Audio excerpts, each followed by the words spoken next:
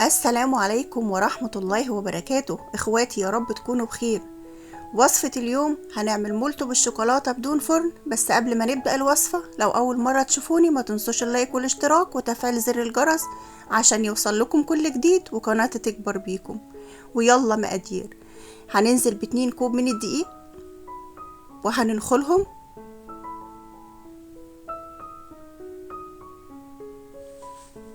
ومرحلة النخل ده بتبقى مهمة جدا للعجينة، بتبقى هشة واي حاجة في الدقيق بتخرجيها بره.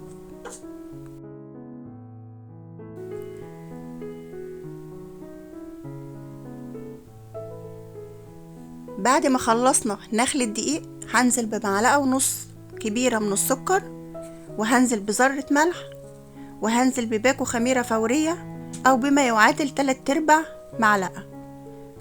هقلب المكونات الجافة كده مع بعضها: 2 كوب من الدقيق، معلقة ونص من السكر، ذرة ملح، وباكو خميرة فورية. هقلبهم مع بعض.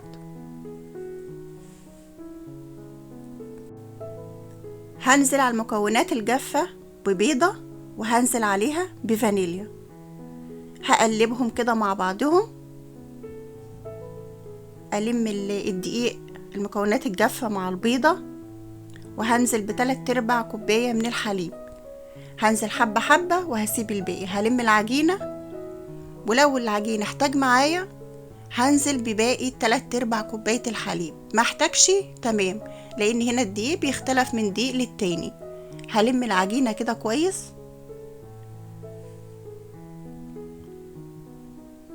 هتعامل فيها بايدي،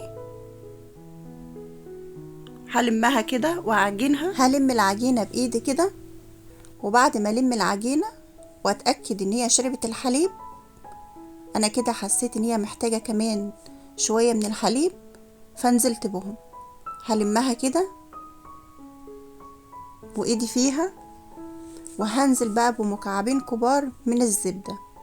هنا الزبدة بتعطي للمخبوزات طعم تحفة، بتودي المخبوزات في حتة تانية خالص. دايما بعتمد الزبدة مع كل المخبوزات اللي انا بعملها.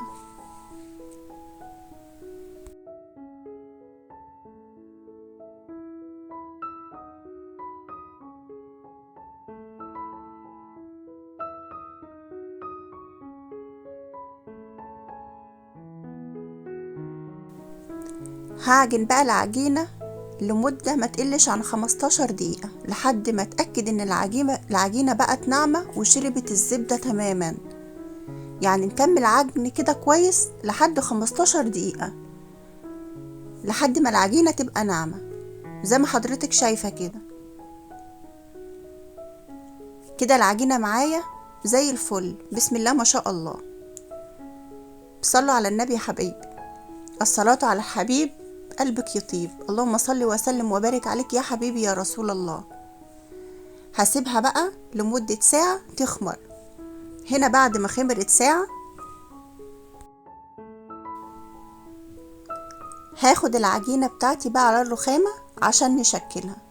رشة من الدقيق، وهفرد العجينة بسم الله ما شاء الله معايا مرنة وحلوة وما بتلزقش وناعمة، وبتتشكل معايا بكل سهولة. بسم الله ما شاء الله، اللهم بارك. هفردها بقى. هجيب المردنة وافردها بيها. هفردها شكل مستطيل كده. يعني انا عايزة اللي السمك بتاعها لا تبقى سميكة قوي ولا تبقى رفيعة قوي. انا عايزة السمك بتاعها يبقى متوسط، والعجينة لوحدها تتاكل كده، والله ريحتها تحفة. اللهم بارك. هفردها بقى بالمردنة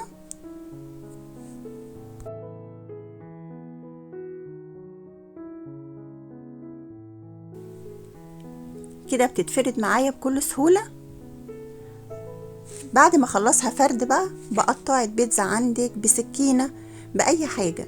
هتبدأي كده بنظرك كده وبالويم، وهتقطعي بقى كده شرايح كده طويلة بالنظر. ايوه كده بالقطاع، وهتسحبي كده لتحت. هترجعي تعمليها بقى من فوق لتحت مثلث كده. ايوه كده تمام. بعد ما اتعملت معايا مثلثات هبدأ بقى ارولها كده بايدي. شايفين العجينة مرنة ازاي، وزي يعني مش عارفة والله، يعني بجد تحفة تحفة تحفة ما شاء الله. علشان مرتاحة كويس وخدت ساعة تخمير ومرتاحة معايا في الفرد وزي الفل.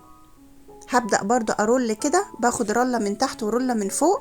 يعني انا القطعة بقطعها بتتقطع معايا مثلثين، برول من تحت مرة ومن فوق مرة. ايوه كده تمام.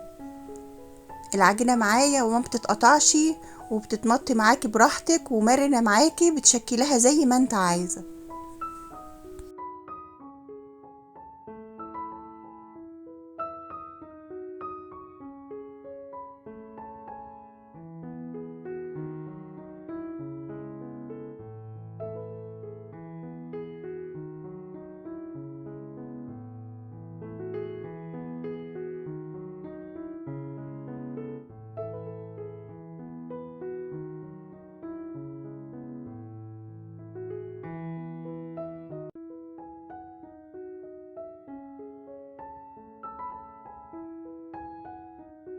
طبعا ديت الكمية اللي طلعت معايا من الاتنين كوب دقيق، بس انا ما اكتفيتش بدول بس، فانا زودت الكمية بس في وعاء تاني وعملتهم. هنا ممكن يعملوا معاكي حجم 8 كبار، بس انا هنا حاولت اصغر شوية عشان يدي معايا عدد.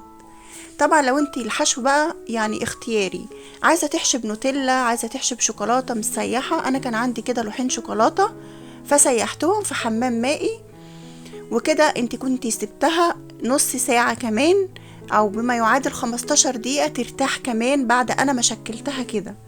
هاخدها بقى في زيت متوسط الحرارة وهنزل بيها. انت لو عايزة تدخلها الفرن دخلها الفرن على درجة حرارة 180 لمدة 15 دقيقة، بتطلع معاك وبتبقى جميلة.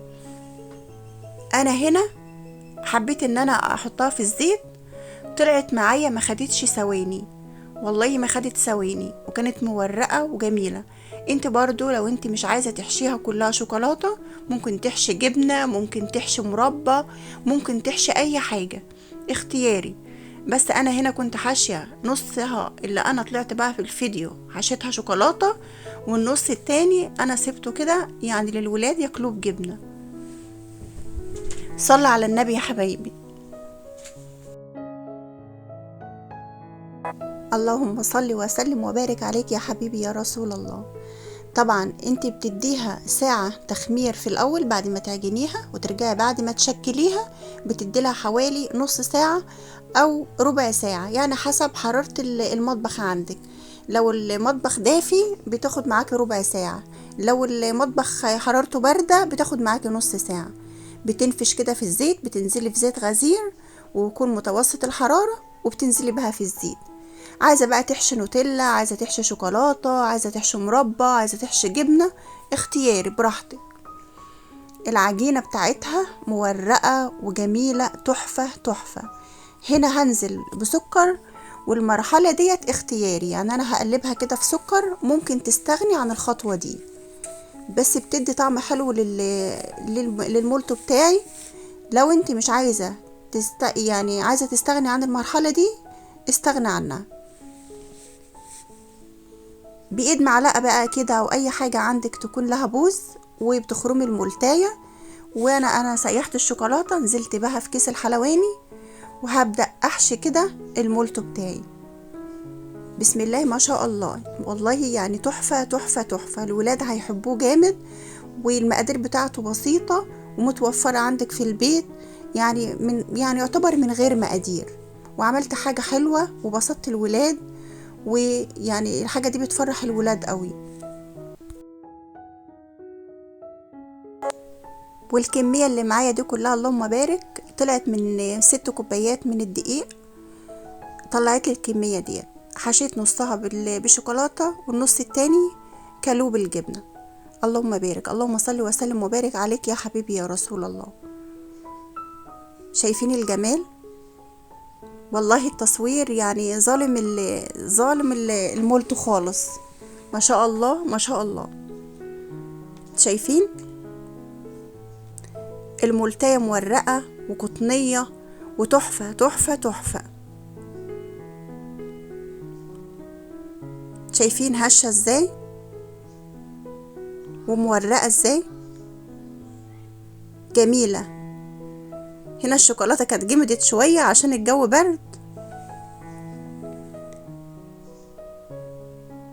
اتمنى يكون الفيديو عجبكم، يا رب يكون خفيف ولطيف على قلوبكم، واتمنى تجربوا الوصفة وتقولوا لي في تعليقاتكم، لان تعليقاتكم بتفرق معايا. والسلام عليكم ورحمة الله وبركاته.